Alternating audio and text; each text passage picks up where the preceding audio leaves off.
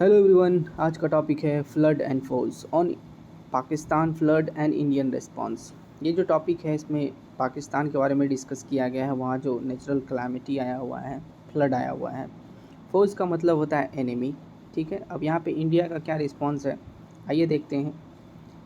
India and Pakistan are best place to help each other during natural disaster.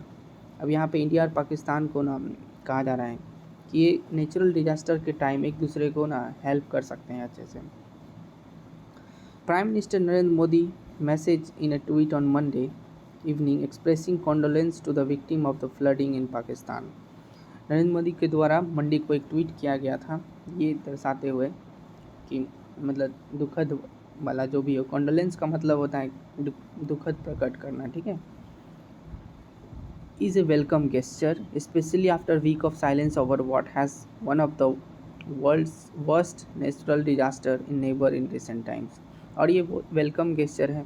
ठीक है, more than 1100 people have died and over 33 million people have been affected।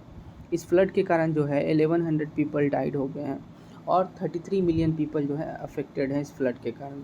As official से 1/3 of the country is under water and estimated about 10 billion in damage to home road infrastructure.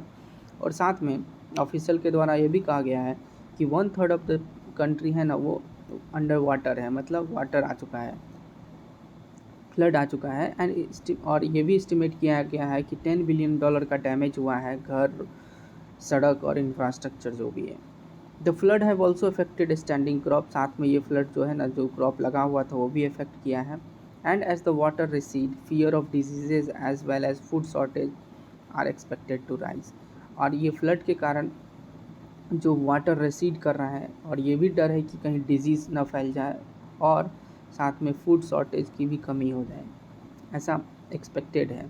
In addition, ये सब के बावजूद the worry that the devastating flood have been cause due to climate change is a worry for all South Asia.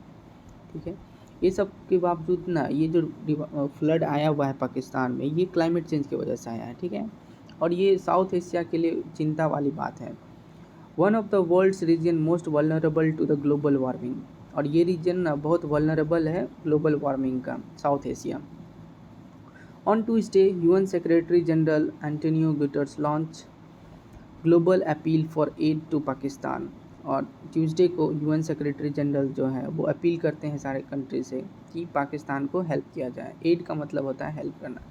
That he said had been hit by monsoon on strides indicating unnatural climate patterns. और इनके द्वारा ये कहा गया कि monsoon जो है ना, स्ट्राइड्स में, मानसून ऑन स्ट्राइड्स एक टर्म है, अगर आपको समझ में आए तो प्लीज़ कमेंट में आप ज़रूर बताएं, क्योंकि एग्जैक्ट मीनिंग पता नहीं चल रहा है ये क्या है।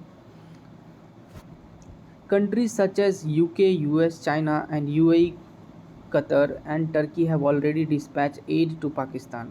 ये सारे जो कंट्री हैं, UK, US, China, UAE, Qatar और टर्की, ये सब ऑलरेडी हेल्प पाकिस्तान को दे रहे हैं। And many other have promise help, और बहुत सारे कंट्री बोले हैं कि हम हेल्प करेंगे। While the IMF announced a 1.1 billion bail out trunk on Tuesday. और ट्यूसडे को IMF जो है ना $1.1 बिलियन का बेल आउट कर दिया, मतलब दे दिया है पैसा। As a part of ongoing negotiation with the country that is already steep in economic crisis. और ये चीज़ बहुत दिनों से चल रहा था नेगोशिएशन, ये $1.1 बिलियन का कि दे दे IMF, तो फाइनली इनको मिल गया है permission. Given that the crisis will only deepen at this point, Pakistan Finance Minister Miftah Ismail also said on Monday that he may propose lifting the trade ban imposed on India after Jammu Kashmir reorganization on 19।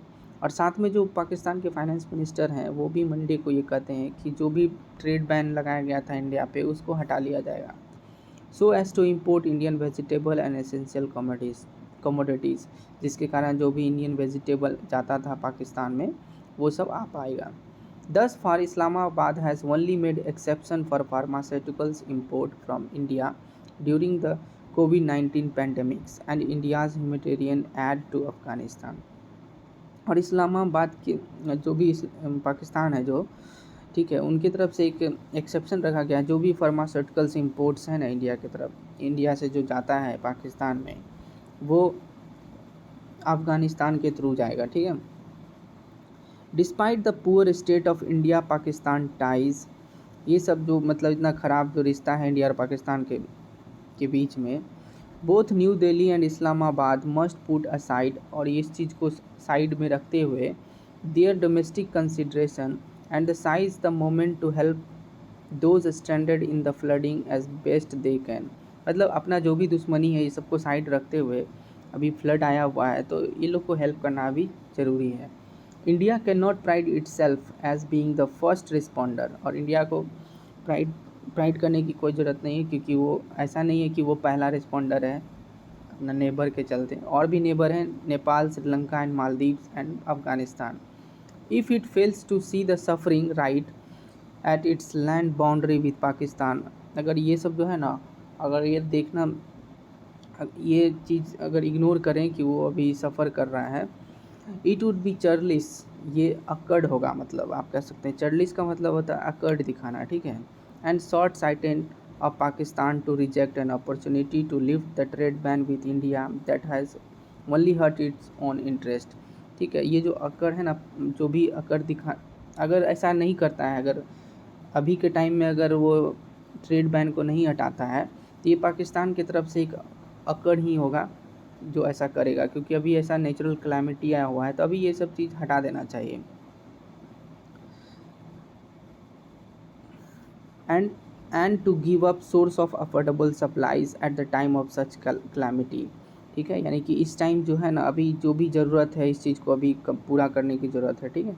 And it would be both tragic and ridiculous if the enmity between the two countries would not allow them to work together at the time such as this even, और ये tragic ही होगा, मतलब tragic ही होगा अगर ये दोनों मतलब आपस में कंट्री अगर हेल्प नहीं कर रहे हैं इस समय, ठीक है। Even as their government allow their cricket team to play each other for financial consideration, अभी हाल ही में अभी इंडिया पाकिस्तान का मैच हुआ था, अभी इसके लिए अलाउ कर दिए थे, लेकिन अभी जो ज़रूरत है इस चीज़ पे ध्यान देना चाहिए, मतलब अलाउ करना चाहिए जो भी अभी ज़रूरत है उस चीज़ को पूरा करने के लिए। Significantly, Prime Minister Narendra Modi and Pakistan Prime Minister Shehbaz Sharif are due to travel to Uzbekistan in September for SCO summit, और साथ में नरेंद्र मोदी और जो पाकिस्तान के प्राइम मिनिस्टर हैं ये दोनों SCO समिट में जाने वाले हैं। While a more lasting dialogue that has been suspended between the two countries for nearly a decade over terrorism issues is unlikely, the leader must find the time to discuss way to mitigate the catastrophe eight hand. अब यहाँ पे ये कह रहा है जो SCO summit होने वाला है उज्बेकिस्तान में सितंबर में, तब ये दोनों कंट्रीज़ को ना बात करने की ज़रूरत है, ठीक है। मतलब जो भी बहुत सालों से जो डायलॉग इनका मतलब बातचीत नहीं हो रहा था, तो अभी बात करने का ज़रूरत है और इस चीज़ को सॉल्व किया जाए जो भी प्रॉब्लम था, क्योंकि अभी नेचुरल डिजास्टर है तो इस टाइम में अभी पीपल्स को हेल्प चाहिए, तो अभी हेल्प करना चाहिए, ठीक है। ओवरऑल पैसेज यही था, अगर समझ में आया तो प्लीज़ सब्सक्राइब कर दें। और एक वर्ड जो था यहाँ पे जो एंटोनियो गुटर्स के द्वारा कहा गया, एक टर्म दिया गया था, उसका मीनिंग अगर आपको पता है तो कमेंट में प्लीज़ डाल दें। धन्यवाद।